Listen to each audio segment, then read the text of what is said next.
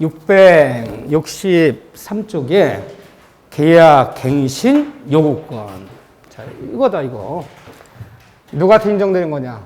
그러면 모든 상가 임차인은 보증 액수 관계없이 모든 상가 임차인들은 언제로부터 10년이에요? 시작이 이거 속였어. 28회 때. 모든 상가 임차인 보증 액수 관계없이 최초 계약일로부터 몇 년까지는 10년까지는 원하면 갱신을 청구할 수 있다. 그냥 청구하면 상가 임대인은 정당 이유 없이 거절할 수 없다. 최초 계약일부터 10년이에요. 근데 이거를 어떻게 속였느냐? 참 객관식은 별거 아니야. 사람들이 이것만 신경 써요. 10년. 이게 뭐 세법 시험인 줄 아시오? 민법 시험에 뭐 10년, 7년, 5년, 3년 고르시오. 그건 세법 시험이야. 민법 숫자 갖고 장장질 안 해요. 그 앞에 붙는 문장들 갖고 항상 문장을 바꿔요. 계약부터 10년이지. 모든 상가 임차인은 계약 만료일로부터 10년까지는 갱신을 청구하면 이 땡. 계약 만료일이 아니라 뭐라고요? 계약일로부터 10년이지. 무슨 만료일부터 10년이야. 만료일부터 10년, 11년 가는 거지, 저게 지금. 이해되죠? 그거 속인다. 우리가 지금 강조할 말은 아니지만, 항상 저는 이제 이 단어 문제 풀이할 때 항상 체크를 해줘요. 이 단어에서 이거 조심해야 된다. 속인다고 정해져 있어. 숫자 나면 숫자 앞 붙은 문장을 속여, 항상. 계약일로부터 10년이지. 만료일로부터 10년인 얘기가 아니다. 그냥 청구한다. 그런데 가만히 있다가 10년 갱신 들어가는 것이 아니라 갱신 청구하려면 모든 상가 임차인들은 계약기간 만료일 얼마 전부터? 6월 전부터. 계약기간 만료일 6개월 전부터. 계약기간 만료일 언제까지? 1개월 전까지. 이거는 안 바뀌었으니까. 그렇죠? 계약기간 만료 전 6월부터 1월 전까지. 이 사이에 갱신을 청구해야 돼요. 그러니까 이것도 이제 통일이 안 되는 거야. 아까 주택 임차인들도 한 번에 한해서는 2년까지 갱신 청구할 수 있다. 갱신 청구하려면 주택 임차인들은 계약 만료 전 6개월 전부터 언제까지? 2개월 전까지. 근데 상가 임대차는 언제까지? 1개월 전까지. 이게 다르잖아. 통일을 시켜줘야지. 응? 이때까지 갱신을 청구해야 되는 거지. 가만히 있다고 10년 들어갈 수 있는 거 아니다. 이 기간 놓치면 안 된다. 그렇죠? 세 번째, 이 갱신 청구는 그럼 상가 전차인들도 이 갱신 청구권 인정되느냐? 교재 없어요. 자, 이게 상가 점포인데 갑에서 을한테 상가를 임대놨어. 상가 임대차야. 근데 얘가 사정상 몸이 아파서 장사를 못하게 되는데 상가 임대인 동의하에 무단 전대를 논할 거 동의 받았어요. 동의하에 얘한테 전대를 놨어. 동의 전차인이야. 동의받은 전차인이야. 무단 전차인은 아무것도 없어. 동의 안 받으면. 응? 그런데 얘가 임차인이야. 근데 얘는 이제 몸도 아프고 전대를 놔서 얼떨결에 이 돈 받아서 월세 내고 있는데 계획 끝나는데 갱신 청구 안 하려고 그래요. 더 이상 갱신 청구 안 하려고 그래요. 근데 얘는 장사하기를 원해. 동의받은 전차인이야. 근데 임차인은 갱신을 원하지 않아. 그러면 상가 전차인이 갱신 청구권 행사할 수 있다는 거 없다는 거예요. 동의받은 전차인이야. 행사할 수 있어요. 동의받은 전차인이 있는데 상가 전차인이 동의받은 전차인이 중간에 있는 갱신을 원하지 않고 갱신 청구 안 하고 얘가 갱신 청구 안 할 때 할 수 있는데 얘는 직접 요구할 수는 없고 얘를 대의해서 청구해야 돼. 직접 청구는 안 돼. 대의해서 청구하고 얘는 몇 년이냐? 그러면 꼭 지문이 남은 잔여기간 내에 이렇게 들어가야지. 얘도 10년까지 그럼 큰일 나는 거야. 무슨 말이냐면요. 얘랑 얘가 이미 갱신해 가면서 이미 4년을 썼어. 그럼 남은 몇 년까지? 6년. 이미 얘랑 얘가 5년을 썼어. 5년을 썼어요. 남은 몇 년까지? 5년. 쓰고 남은 잔여기간에. 잔여기간 내에서 이렇게 들어가야지 10년까지 그럼 틀려요. 자, 상가 전차인도 갱신 청구는 있다 없다? 있다. 직접 청구한다? 대의 청구한다? 대의 청구. 몇 년까지다? 남은 잔여기간. 임차인 쓰고 남은 잔여기간 내에서만. 이해되죠? 오케이. 다음 같은 경우는 갱신 거절 사유다. 한번 넘겨보세요. 갱신 거절 사유야. 거의 똑같아. 주택임대차보호법에서 요걸 갖다가 그대로 따다가 신설시켜버린 거야. 다음과 같은 8가지는 상가임대인들은 갱신을 거절할 수 있다. 그 중에 1호, 이 상가임차인이 몇 기? 2기가 아니라 몇 기? 3기. 3개 차임이 연체됐어. 아까 주택임대차서 집주인이 2년 2+2 갱신 거절 사유에는 2기와 3기였어요. 2기. 차이점들 보셔야 돼요. 차이점들. 상가는 3기. 주택은 갱신 거절할 땐 2기. 월세 2기. 나머지 다 똑같아요. 그 7호 똑같아요. 7호 있네요. 다만 전부 또는 대부분을 상가 전부 사무실 전부 또는 대부분을 철거하거나 재건축할 때는 갱신 거절할 수 있는데 거기 뭐 가나다 있죠. 어떻게 해라? 재건축하기 위해서 갱신 거절할 수 있는데 사전 뭐라고요? 사전 고지. 맨 처음 계약 맺을 때부터 2021년 계약 맺을 때부터 2024년에 때려부시 재건축합니다. 3년밖에 못 씁니다. 그래도 들어오시겠습니까? 사전 고지하는 경우. 사전 고지하잖아도 장마가 져서 안전의 우려. 기울었어요. 건물의 안전 우려. 또 뭐 있었죠? 다른 법령. 내 개인이 하는 것이 아니라 다른 법령에 따라서 무슨 정비지역으로 지정돼서 다 같이 재건축할 때 이 3가지 경우만 갱신 거절이 되는 거야. 나머지는 갱신 거절할 수 없어요. 뭐 읽어보시면 되고 그것도 아니고요. 그런데 이 갱신에 관련돼서 독특한 게 하나 생겼죠. 이번에 코로나 요거 사태 때문에 여기 얼른 들어간 거야. 별것도 아니야. 665쪽 봐보세요. 차임 연체 특례라는 게 있었죠. 그래서 국가가 이렇게 재난 사태를 맞이한 코로나 이런 데서는 3기 차임 연체했다 해제할 수는 없고 기억나시죠? 그 상가임차인데 요즘 월세를 못 낸다는 거야. 특별법 얼른 만들어갔고요. 그래서 이 법 시행에 대해서 6개월까지, 이제 3개월이 아니라 이 특별법이 적용되는 이 재난 사태에서는 6개월까지 월세 밀렸을 때 해제해야지 3개월까지가 아니다. 특례 하나 적용했다는 거. 그렇죠? 별것도 아니야. 요거. 그좀 요거 빼낼 게 없어요. 갱신, 정부 10년까지. 모든 상가임차에 적용된다는 거 봐주시고. 그런 다음에 뭐 보증금 횟수, 최우 선면 이런 거 안 보는 거야. 볼 것도 없어요. 안 나와. 절대 안 나와. 한 번도 나온 적이 없어. 상가보호법에서. 그런데 별표 3개 치는 데가 권리금, 횟수기의 보호, 권리금. 제일 중요한 얘기죠. 별표 몇 개? 3개. 뭐 논리가 없어요. 그렇지만 주의할 거. 응? 나오는 데는 정해져 있는데 그렇지만 주택임대 상가임대 보호법은 뭐 민법에서 한 문제, 조례법에서 한 문제, 또 상가보호법도 민법에서 한 문제, 조례 실무에서도 한 문제. 이렇게 따지면 4문제짜리야. 민법에서 한 문제씩, 조례법 실무에서 한 문제씩. 그럼 은근히 실속이 있는 거고. 또 내가 그랬잖아요. 난이도 조절이 되면 여기가 어떻게 나올지 모른다 그랬는데 어떻게 나오든 주임법, 상가법은 맞춰야 돼. 이건 일단 맞고 들어가야 돼. 가담법, 집합법은 어렵게 되면 끝이 없어. 한 법이고 어려운 법이기 때문에. 거기가 완전 듣도 보도 못한 지문이 나올 수 있다는 거야. 여긴 그 정도로 맞춰주고 들어가야 돼요. 뭐 그래봤자 갱신청권 아니면 누가 이 법을 적용받을 적용 범위. 그다음에 아까 봤던 보증금 액수 관계없이 모든 상가임차는 인정되는 거 4가지. 개대태 인정 안 되는 거 4가지. 그거. 그다음에 권리금 수수. 이거 100%야 100%. 뭐 판례가 있나 사례가 있나 아무것도 어려울 게 없어요. 자, 권리금. 모든 상가임차인들에게는 모든 상가임차인들은 보증금 액수와 관계없이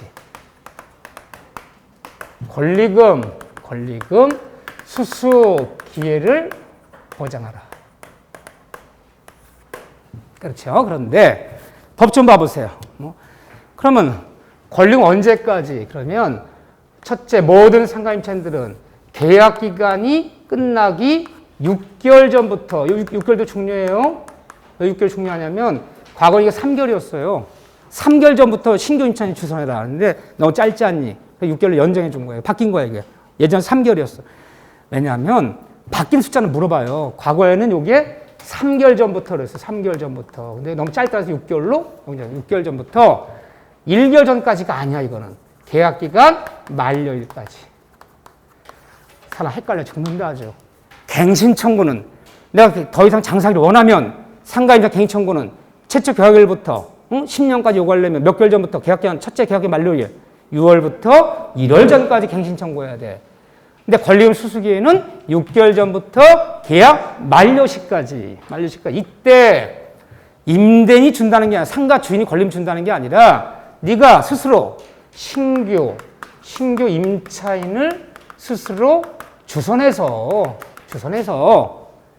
얘한테 내 권리금 받는 것을 상가임대 내가 방해하지 않겠다. 그럼 어떻게 방해가 안 되려면 어떻게 방해가 안 되는 거야? 얘가 6개월 전부터 계약 만료시까지 신규 임차를 주선한 사람과 계약을 맺어주는 거지. 내가 계약을 맺어줘야지만이 권리금 받지. 정당이 없이 얘랑 계약을 임대는 맺어주라는 거야. 왜 주라는 거예요? 근데 그럼 이런 경우 어떻게 되느냐? 여러분 생각 보세요. 판례가 여기 교과서에 없어요. 근데 이거 판례가 하나 나왔어요. 그러면 지금 상가보호법에 따르면 모든 상가 임차인은 최초 계약일부터 10년까지 갱신 청구할 수 있잖아. 이건 소급 적용이야. 과거에는 5년이었어 원래는. 예전에 5년이었는데 5년 또 10년 연장해 준 거야. 그래서 소급 적용되기 때문에 과거 임차인들도 최초 계약부터 10년까지 다 돼. 근데 나는 옛날에 계약 맺어갖고 지금 뭐 2021년인데 내가 계약 맺어 2012년이야. 2012년부터 남의 중개사무실 얻어서 중개업을 했단 말이야. 그러니까 5년 청구 5년까지 했는데 10년 연장된 바람에 지금 다 찼어. 10년이 다 찼어 이제. 더 이상 갱신 청구가 안 돼. 딱 올해 12월 때 10년 되는 해야. 더 이상 갱신을 청구할 수 없잖아. 그냥 권리금을 받고 나가야 되잖아. 그래서 10년을 다 채운 사람이 다시 신규 임차를 주선했어. 그래서 뭐 영업 장소에 대한 이익이라든가 뭐 비품비 등등등 해서 권리금을 한 4천 받기로 했어. 중개사무실 넘기는데. 그러니까 얘랑 계약을 맺어주라는 거잖아. 임대인이. 그러니까 얘 몇 년 들어가? 또 10년 들어가야 되잖아. 아니 상가 임대인이 나도 자격 따고 내가 중개사무실 거기서 하려고 그래. 거기서. 내 점포에 내 사무실인데 내가 예전에 중개가 자격증이 없었어요. 근데 얘가 그때는 중개사무실 들어왔는데 10년까지 됐단 말이야. 그러니까 이 사람이 더 이상 갱신 못하니까 내가 들어가서 지금 영업하려고 그래 내가. 아니 딴 걸 쓰려고 그래 내가. 장사하려고 그래. 근데 얘랑 계약을 맺어주면 또 몇 년 가야 되는 거야? 10년 가야 되는 거야. 그럼 판례가 10년 내에서만 그러면 이 권리금 수수할 사람이 5년 장사했어. 남은 기간가 5년 남았잖아. 그 남은 기간 내에서만 권리금 수수 기회가 있는 거냐? 10년이 다 채우고 나서도 권리금 수수 기회를 줘야 되는 거냐? 10년 다 채워 권리금 수수 기회를 주면 다시 또 10년 들어갈 수 있는 거야 얘는. 강행정이니까. 그럼 난 20년간 내 점포 못 돌려봤잖아.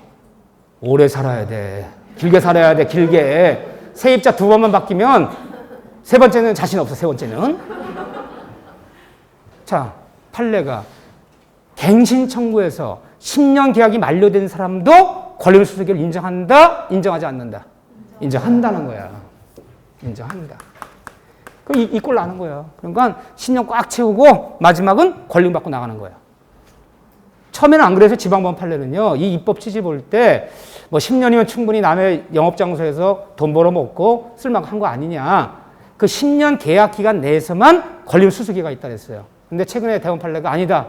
10년이 만료된 사람도 권리금 수수 기회 보장해줘야 된다. 또 10년 가는 거지. 정당이 없이는. 네, 그래요. 인정된다.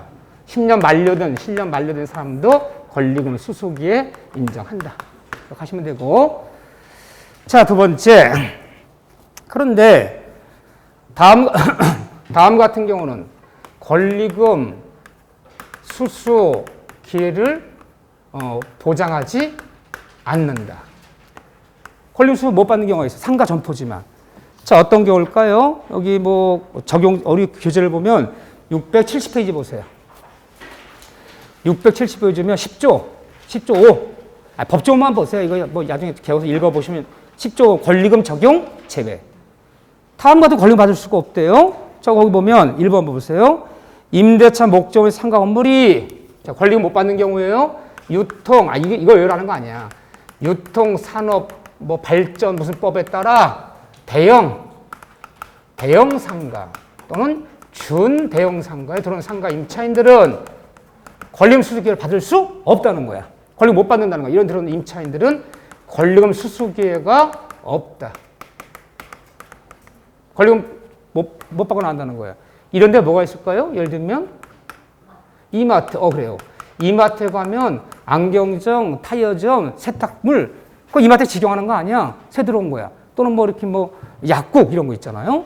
이런 들어온 사람들은 10년까지 갱청구할 수 있어. 얘들도 10년까지는 갱청할 수 있지만 권리금 수수 기회는 없다는 거예요.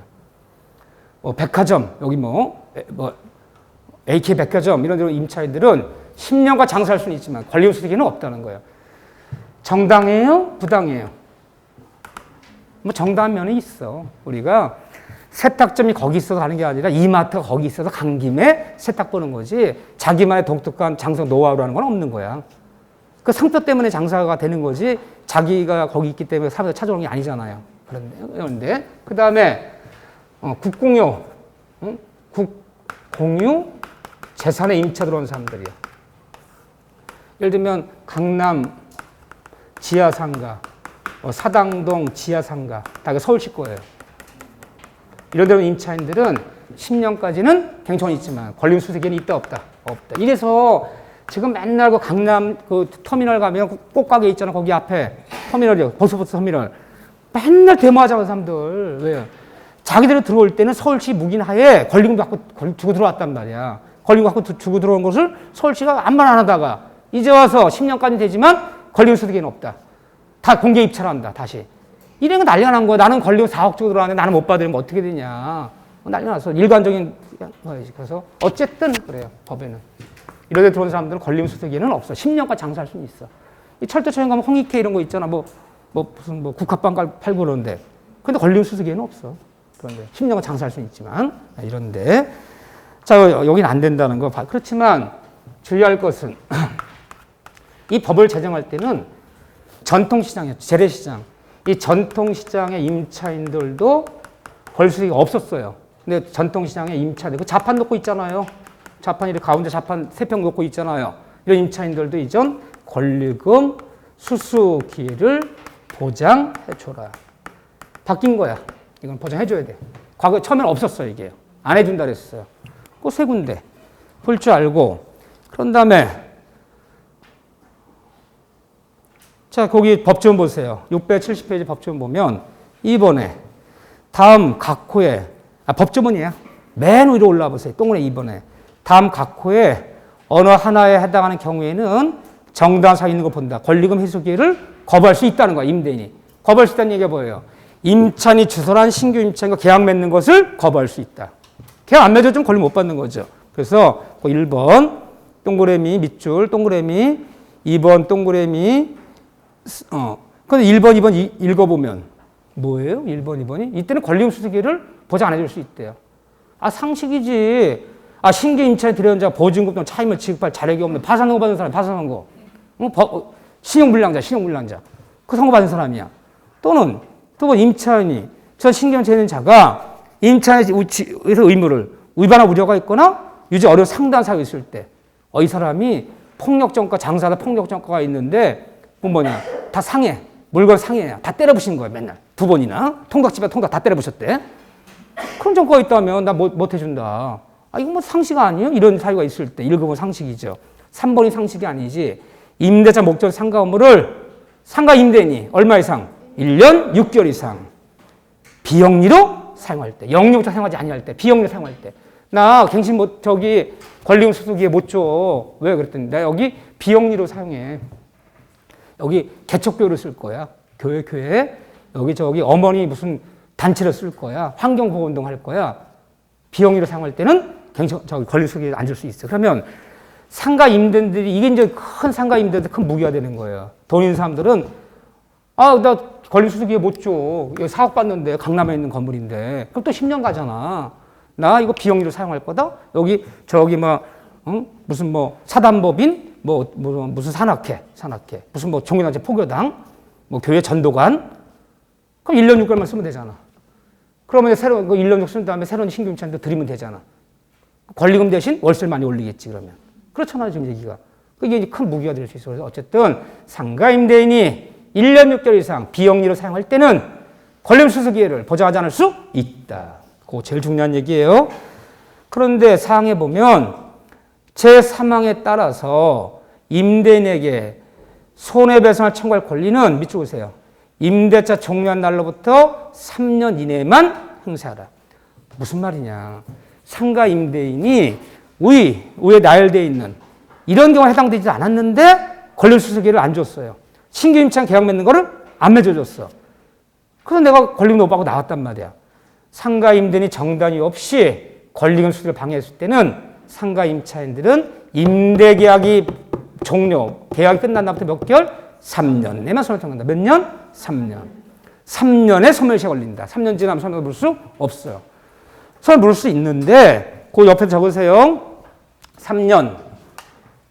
손해배상은 임대차 계약 종료한 날로부터 종료일로부터 3년 내만 청구해야 돼. 3년 지나면 소멸시효 걸려. 소멸 물을 수가 없는데 3년 내에 물어야 되는데 첫 문제가 얼마를 물어주라는 거냐, 권리금. 네가 정당 이유 없이 신규 임차 계약을 거절하는 바람에 나 권리금 못 받았어.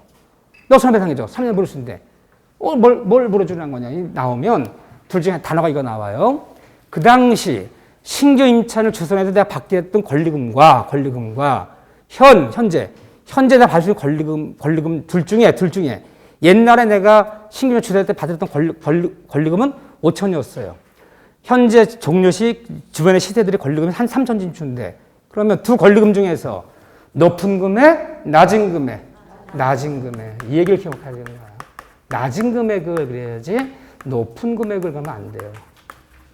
요거 하나만 주시면 돼. 낮은 금액을 3년 내에 물어라. 권리금 거부할 수 있는 거 4가지는 읽어본 상식이고 1년 6개월만 기억하시면 돼요. 그렇죠? 됐어요. 다 봤어. 이 법중만 보면 돼. 뭐 교과서 풀어놓은 거 다 똑같아요. 여기 뭐 판례가 없기 때문에. 자, 여기까지가 기본 강의 하는 거예요. 이 다음에 다시 한번 요약 강의 들어왔을 때는 상가임대차 주택보호법을 비교하는 거. 서로 다른 점, 같은 점 비교도 할 것이고 대항력 같은 사례 문제 더 볼 것이고 상가법은 더 볼 거 없어요. 그때도 좀 개인청권 얘기랑 권리금 수수액 얘기 볼 거 없어. 지금 한 거 이상 없어요. 자, 이래서 완벽히 맞고 자, 넘기시면 가담법에 가등기 담보대하는 법률 가담법. 자, 한 문제 나오는데 가담법은 중개사 민법 시험에 이 가등기 담보법 이 특별법을 넣는 것이 정당할까요? 부당할까요? 부당해요. 왜 부당하냐고? 양도담보다 매도담보다 담보하등기다. 거의 쓰지 않는 담보제도야. 예전 얘기야. 70년대. 돈 빌려갔더니 사채업자, 채권자가 땅 문서 갖고 그래. 땅 문서. 집문서 갖고 그래. 집문서. 뭐 하시려고? 일단 돈 빌려준 계약을 맺죠. 채권 계약. 원금 얼마를 이자 얼마 주기로 언제 갚기로 하자. 그게 맺고 플러스 예약 계약을 맺죠. 예약 계약. 대물 변제 예약, 대물 상환 예약. 이 다음에 돈을 못 갚으면 땅으로 집을 대신 갚기로 한다. 그걸 대물 변제 예약이라고. 예약 계약 맺고 그리고 채무자 부동산에 저당을 잡지 않고 돈 갚고에 소유권 이전 총 가등기 잡아놨다가 돈을 갚으면 가등기 말소시켜주고 돈을 못 갚으면 채권자가 본등기 내버리는 거야. 돈 대신 땅이 날라가고 집이 날라가는 거야. 그런 얘기 들어보셨죠? 옛날 얘기야. 옛날 드라마에 나왔어. 흑백TV에. 옛날 드라마 다 그 드라마야. 아침 드라마가. 요즘은 삼각관계야. 다 요즘은 사각관계. 요즘은 출생의 비밀. 다 이런 거야. 옛날 드라마는 안 그랬어요. 흑백TV 할 때는 순이네가 가난하지만 시골에서 오손 잘 살고 있었는데 아버지가 갑자기 아프셔서 옛날 의료보험 없어요. 병원비가 급했는데 동네 채부자 같아서 병원비 빌렸더니 땅 문서, 집 문서 갖고 와라. 그냥 받아두는 거야. 형식적으로. 만약에 집을 못 갚으면 돈을 못 갚으면 대신 땅을 주겠다. 집을 주겠다는 거예요. 그 양도담보, 매도담보예요. 그게. 그 집문서 갖고 있다. 집문서 갖고 있다는 게 지금 말하면 등기를 냈다는 거야. 소유권 이전을 내놨다가 돈을 갚으면 돌려주고 안 갚으면 돈 대신 소유권 가져버리는 거죠. 그래서 돈을 갚으려고 했는데 방해 공작 때문에 돈을 못 갚아서 억울하게 땅 다 뺏기고 눈물을 흘리며 서울로 왔어. 고생해서 성공했는데 그 집에 아들이 또 하나 있어. 그 집 망했어. 이제 그 집은. 이 드라마였어 옛날에. 다 이 드라마였어. 정말 70년 드라마는. 이게 하도 많았어. 땅 문서하고 집 문서 갖고라 돈 몇 푼에 집이 날라갔다. 땅이 날라갔다. 지금 그런 말 없잖아. 그 사람 망했대. 그럼 다 뭐야? 경매당했다. 법원에서 경매당했지. 야, 채권자가 야, 걔 망해서 집 가지고 땅 가져갔다더라. 그거 못 들어보잖아요. 그 법이야, 그 법. 그걸 규정한 법이야. 여기서 사회생활 때 양도하면 매도하면 못 만나. 남 앞으로 등기가 돼 있으면 명의신탁이다 보면 돼. 명의신탁이야, 그거 다. 명의 다 봐야지. 돈 갚을 때까지 소유권 넘겨놓은 건데요. 믿지도 않아, 판사들이. 이거 잊지도 않은 걸 왜 가르쳐? 잊지도 않은 거를. 얘는 70, 80년대에 쓰는 거지. 중개업 볼 때 등기가 넘어갔는데 이게 양도담보요? 매도담보요? 등기 떼어보면요. 양도담보 매도담보인지 기재 안 돼 있어요. 다 명의상이다 보면 돼. 얘 건데 남의 명의상이다 보면 되는 거지. 야, 5천 빌리고 야, 5천 때문에 소유권 등기 넘겨놨다더라. 이거 믿기 어려운 현실이야. 그러니까 이게 절차법이란 말이야. 이 폭리를 방지시키기 위해서 이런 절차를 밟아서 이렇게 번등기 하고 이런 절차를 밟아서 돈 대신 땅 가져가. 이 절차법이 어렵단 말이야. 이거 논리가 아니야. 외워야 된단 말이야. 그래도 어차피 처음이 나오니까 거의 사문화된 법이야. 80년대 이전까지는 양도한 매도한 게 있었지만 지금 거의 사례가 없어. 자, 여기서 그래도 묻긴 묻는단 말이야. 그러면 어딜 물을 것이냐. 딱 두 군데야. 678쪽에 적용요건 별표 2개. 쉽게 나면 이게 나와요. 근데 요즘 출제위원들은 알아요. 이 양도한 매도한 담보받은 기가 중개업 볼 때 큰 필요가 없고 현실에서 그렇지 많은 담보자도가 아니기 때문에 내긴 내야 된단 말이에요. 시험에 들어가기 때문에. 그래 간단하게 기본 물어보자. 이거 나올 확률도 굉장히 커요. 요즘은. 이거 적용범위. 이거 나오면 쉬운 거고. 넘겨보세요. 넘기시면 어디가 나오면 우리가 머리 깨지는 거냐. 반 포기하는 거냐. 그러면 반 포기한 심정으로 682조. 소유권 취득에 의한 사적 실행, 기록 청산, 별표 3개. 과거에는 전통적으로 이게 거의 한 문제였어, 이게. 그럼 여기 어디까지 설명되어 있는 거냐? 682, 683, 684, 685까지. 이거를 모두 암기해야 됐어요, 여기 있는 지문은. 이게 아무나 막 나오니까, 여기는 다 기출지문이야. 30번 보면서 저 기출지문 아니고 한 지문도 없어, 여기 있는 거. 그러니까 얼마나 부담스러워. 논리도 안 통하고 다 외워야 되니. 이 4페이지를 다 외워야 돼요. 자, 둘 중에 한 군데인데, 그러면 한번 개념을 잡읍시다. 그렇다고, 다음번에 제가 할 때는 매도인의 담보책에 대한 도표랑 여기, 이 가등기 담보에 대한 이 그림을 제가 하나 나눠드릴 거예요. 절차를 그림 밑에 딱 외울 거 적어갖고 간단하게. 그림이 없어. 요거는 다음번 심화 마지막 강의 가면 내가 도표 2개를 프린트에 나눠주라 할 거예요. 여기다 붙여놓으세요. 도표를 공부해야지 이 4페이지를 다 외울 수가 없어. 도표를 딱 보고 밑에 외울 것들 몇 가지 탁탁탁 기억하셔야 돼. 도표가 없어서. 자, 봅시다. 다음번에 주고. 그러면 가등기, 담보 등에 관한 법률. 등에 관한 법률. 등에 관한 법률. 뭐가 중요해요?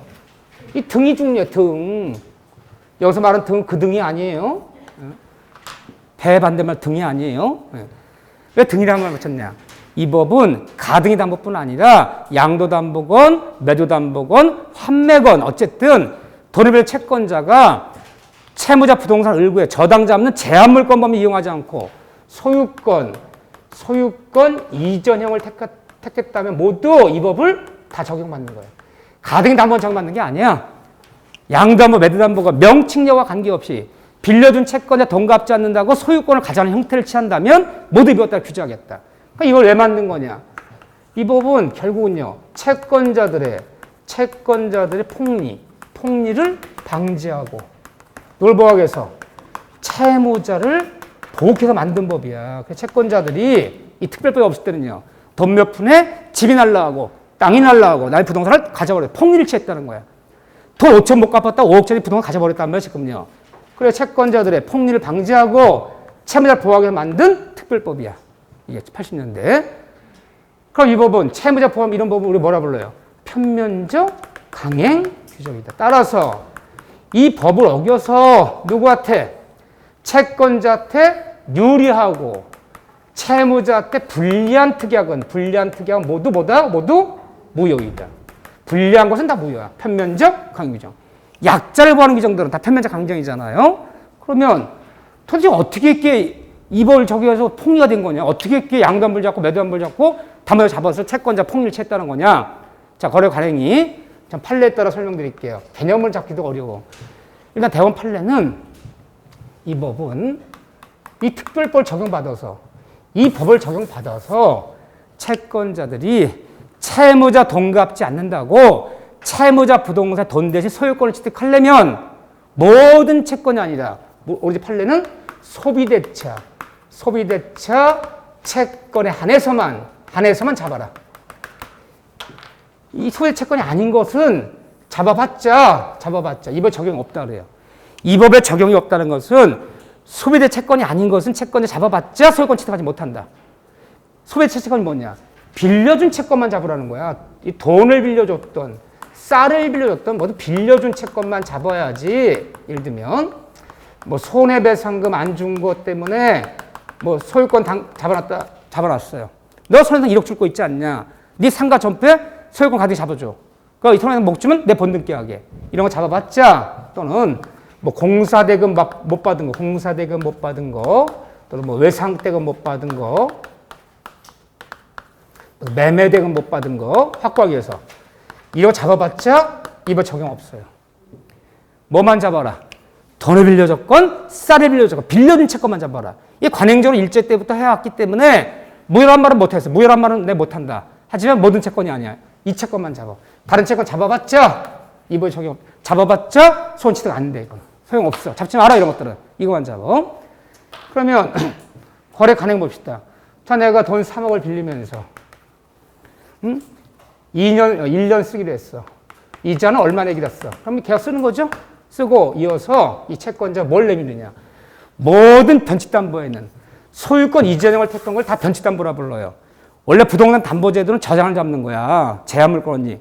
근데 소유권 이전을 택했다. 돈 대신 소유권 가져버리겠다. 이걸 변칙담보라 부르는데 모든 변칙담보가 되어서 채권자가 돈을 못 갚아 채권자 채무소유권 소유권 취득하려면 모든 이 변칙담보에는 반드시 예약계약이 있을 때 예약. 이게 존재해야 돼. 그럼 얘가 돈 빌려준 계약서 쓰고 예약계약서를 내밀어도 돈 찍으래 채무자는. 봤더니 이름이 뭐냐. 대물변제. 대물변제 예약. 대물 상환 예약. 매매 예약. 명칭 뭐가 더 좋아. 이 빌려준 돈을 매매 대금을 해서 네가 돈 못 갚으면 내가 바로 본등 내기로 하자. 얘가 완결권 행사해서. 대물변제 예약이 무슨 뜻이에요? 이 다음에 돈 3억 대신 이 땅으로 대신 이 집으로 대신 갚겠다. 그 예약 그냥 찍어. 계약 2개 맺는 거야. 이 예약 계약이 없으면 본등기를 못 내요. 그리고 나서 보통 채무자 부동산의 순위를 확보하기 위해서 소유권 이전 청구 가등기를 잡아놓으면 이게 이제 담보가등기를 잡혔다라고 부르고 아주 이런 계약 맺고 돈 빌려준 계약 맺고 예약 계약 맺고 그리고 채권자 앞으로 아주 그냥 소유권 이전을 해버렸어. 이전을 해버리면 이게 이제 양도담보를 잡았다. 보통 이렇게 얘기해요. 두 가지 형태로 나눠지는 거야. 그럼 한번 해볼게요. 이 개념 잡기가 어려워. 근데 이게 굉장히 중요한 얘기야. 보세요. 임야가 5,000평짜리 임야가 있어. 임야인데 돈이 급해 돈이. 돈 3억을 빌려야 되는데 누가 시세는 한 7, 8억 나간대요. 시세는. 자, 누구 땅이냐? 홍씨 땅이야. 돈이 급해. 돈 3억을 구해야 돼. 그러면 임야 시세 7, 8억 나가는 은행 가서 돈 3억 빌릴 수 있을까 없을까요? 어린 반푼어치도 없어. 응? 임야 전답 같은 거 공시지가나 따지지. 애들 시가를 따집니까? 또 공시지가 따져도 공시지가의 절반도 안 줘. 근데 임야라든가 전답은 이미 공시지가가 시세보다 이미 50% 이하로 돼 있다고 거기들. 뭐 아파트라 뭐 이런 것들이 많이 쫓아 올라왔지만 이거 시세는 이렇지만 공시지가가 한 2억도 안 돼. 또 50% 할인해버리면 1억도 못 받아. 토는 급하지. 그럼 할 수 없지. 은행에서 돈을 못 빌려줘. 은행에 돈 빌려 자산화폐 깨끗하지. 3억 잡히면 3억 꼭 빌려야 돼. 은행 금리도 안 빌려주는 거야. 담보가 작다고. 시세는 있는 거지만. 그래서 3억을 누구한테 빌렸느냐. 응? 너 소개해서 김사채를 찾아갔어. 김사채. 여자예요? 오빠 있어요? 김대금이? 여기 남동생 있어요? 김고리? 3남매야? 여기 찾아갔어. 여기. 응? 김사채 씨, 돈 3억만 빌려주세요. 이자는 달란대드리겠습니다. 딱 1년만 쓰겠습니다. 1년만. 빌려주지. 빌려주는데 내가 하면 사채업자지만 이 큰 놈을 담보 안 잡을 수는 없어. 담보 갖고 그래요. 이거 갖고 왔어. 감정평가 받으래요. 이게 나왔어. 감정평가는. 응? 그러면 빌려주는데 그럼 소비자 계약 맺는 거야. 이게 맺는 거야. 원금 3억 원을 이자 얼마 주기로 언제 갚기로 하자. 그리고 이제 한 장 더 내밀어. 계약서를. 봐서 읽어봤더니 대물변제 예약서, 대물상환 예약서, 매매 예약서 소재 적으래요. 이 다음에 예약. 돈 대신 돈 못 갚으면 돈 대신 이 땅으로 갚기로 한다. 그 예약서를 쓰고 그리고 얘 저당 안 잡아요. 저당 안 잡고 어떻게 하냐. 이 등기 여기 원래는 이 저당을 잡아야 되는 거잖아요. 이렇게 등기 몰고에. 저당 설정 등기 3억 원. 지급 시기는 2022년 4월 1일까지 누가 김사채가 잡아요 안 잡아요 얘가? 이거 안 잡겠다는 거야. 저당권은 번거로워요 안 번거로워요? 번거로워요. 왜 번거롭냐고요? 돈 갚기란 날이 도래해야 변제기 도래 이후에만 경매 집어넣을 수 있어. 경매 집어넣으면 유찰되고 감정평가 뭐하고 세 번만 유찰하면 1년 6개월이 걸려요. 너무 시간도 많이 걸리고 번거롭기도 하고 절차도 복잡해. 난 이거 안 잡는다. 이렇게 하자. 예약계약 맺고 네 등기부에 2번 소유권 이전 청구 가등기.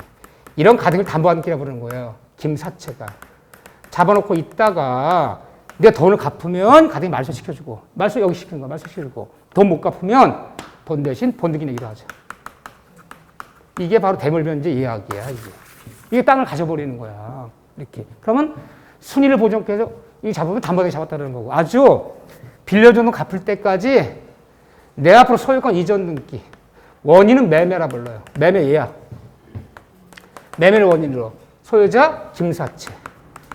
이렇게 해놓고 있다가 돈 갚은 소유권 돌려주고 안 갚은 소유권 갖기로 하자. 그러면 양도한물 잡혔다라는 거예요. 그래서 돈 3억에 7% 땅이 날아가는 거야. 소유권이. 그러니까 얘는 채권자는 폭리를 취했고 채무자 폭리 당했다는 거야. 그러니까 이런 담보제도를 인정한다 인정 안 한다. 인정해. 인정 안 할 수가 없어. 일제 강점기 때도 관행적 써왔어. 인정하는데 그냥 못 가죠. 다음 같은 청산 절차 거쳐야 돼. 이런 절차를 거쳐서 네가 받을 금액과 이 목적 평가 금액에서 마이너스 빼내고 남은 돈은 주고 본등기네. 남은 돈을 줘야지 남은 걸 줘야지 소유권 취득할 수 있어. 이걸 만들어서 폭리를 방지한 거야. 남은. 그래서 만약에 이 평가가 7억이다. 받을 돈 이자 포함해서 3억 8천이다. 그러면 3억 5천이다 치면요. 어떻게 하라는 것? 이거 너 여기 본등기 내고 싶으면요. 소유권 갖고 싶으면요. 이 차에 3억 5천은 지급해. 청산비라고 불러. 주고 가져야 돼. 이거 안 주면 다 무효야. 이걸 만들었던 채권자들이 이거 할 이유가 있어 없어요? 할 이유가 없잖아. 그냥 다 저당 잡지. 폭리 못 취하잖아 이제. 이게 없었어. 이 법을 만들어서. 자 이런 걸 봐서 담보등기라고 그러는 거예요. 채권자 보호하고 해서 이때 적용 범위 첫째 이 채권만 잡아라. 적용 범위 보세요. 별표 2개 친 부분. 다른 채권 잡아봤자 소용없어. 두 번째 보세요. 678페이지 보세요. 자, 몇 조가 줄게요. 적용 요건 2번에 소비 대차로 돈을 차용한 경우만 본 법률이 적용된다. 아, 돈을 빌려 쌀을 빌려 빌려준 채권만 잡아라. 나머지 잡아봤자 손실 못해. 이런 거 잡아봤자 손실할 수 없다. 이번 적용 없다는 손실 못한다는 거. 이거 잡지 말라는 거야 이런 거는. 이건 잡아라. 두 번째, 3번 밑줄 담보물의 시가가 차용액과 이자 합산액보다 클 것. 무슨 말이냐. 이 법이 이거 굉장히 중요한 얘기예요. 이 법이 무효하는 것은 폭리를 취하는 거야. 그런데 잡히는 이게 잡혔어.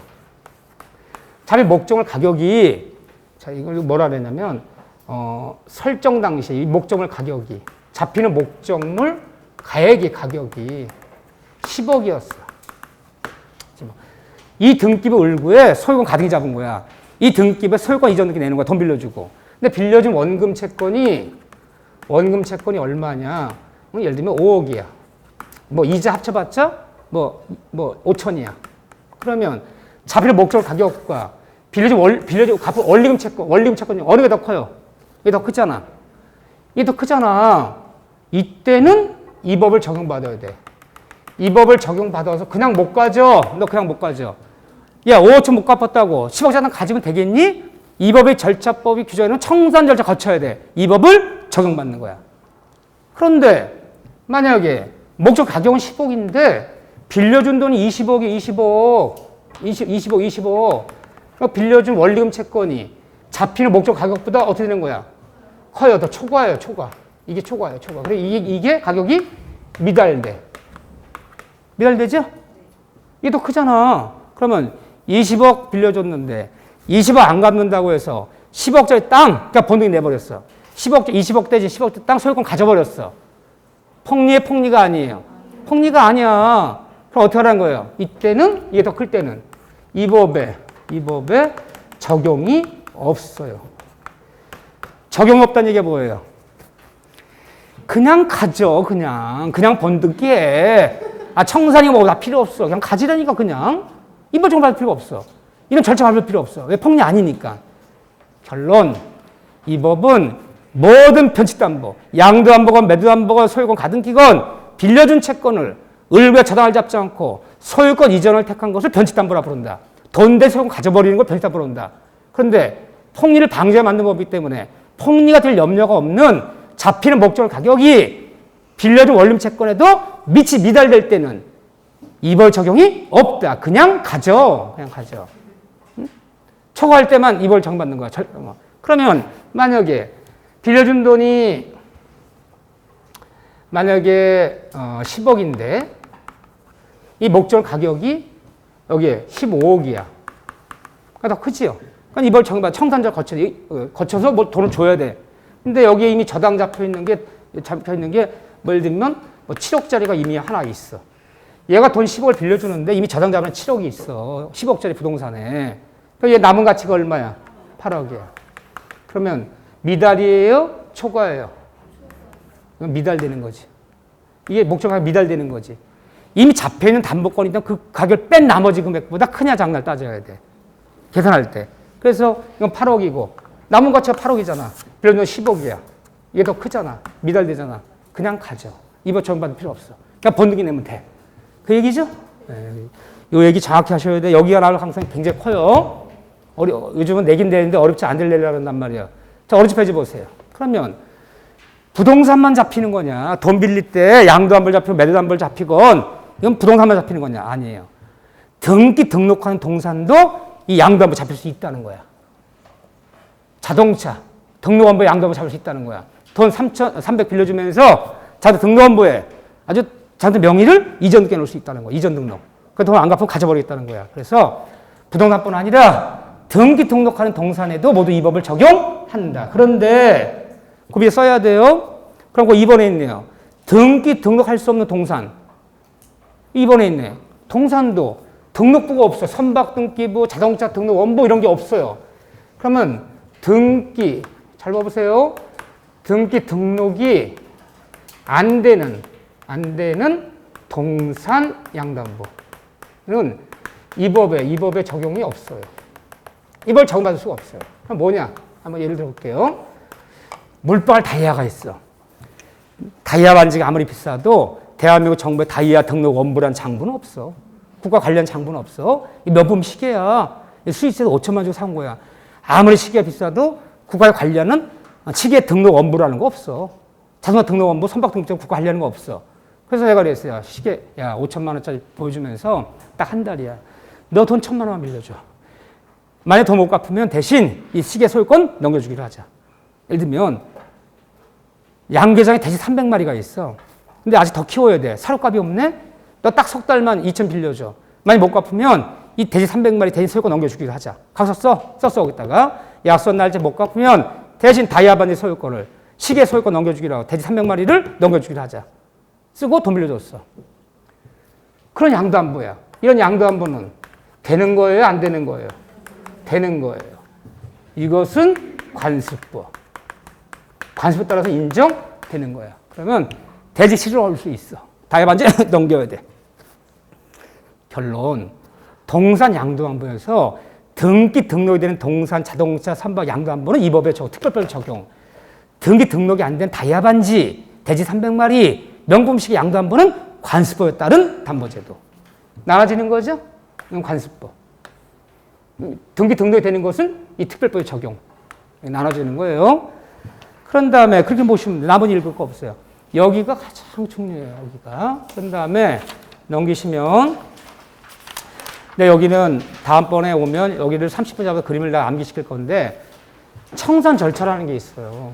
지금 다 하려고 그러는 거 아니에요. 이거 해도 다 까먹어 지금은. 이 법을 만들 목적이 뭐냐면 이런 절차를 거치게 함으로써 채권자 폭리를 방지하고 채무 보호를 만든 법인데 그럼 이 법에 따라 돈 빌려주고 소유권 가등기 잡아놨다가 돈을 갚지 않아서 채권자 약속대로 번등이 내려면 돈 대신 이 땅, 집, 부동산 가져버리려면 다음과 절차를 꼭 밟아라. 이걸 청산 절차라 불러요. 이거를 첫째, 실행 통지라는 거 쓰지 마세요. 실행 통지라는 걸 해야 돼. 실행 통지. 이 절차를 위반하면 안 돼요. 그 다음에는 청산기간 2개월을 반드시 보장해줘야 돼. 그런 다음에 반드시 청산금을 지급해야 돼요. 청산금 지급. 청산금 지급과 소유권 등기에 필요한 서류의 교부는 서로 동시한 관계에 들어가요. 그런 다음에 본등기. 가등기 잡았던 그런 본등기. 이 네 절차를 겪어야 되는데 여기 절차 관련돼서 이제 법조문이 한 10몇 개 쏟아져 나와요. 다 절차법이야.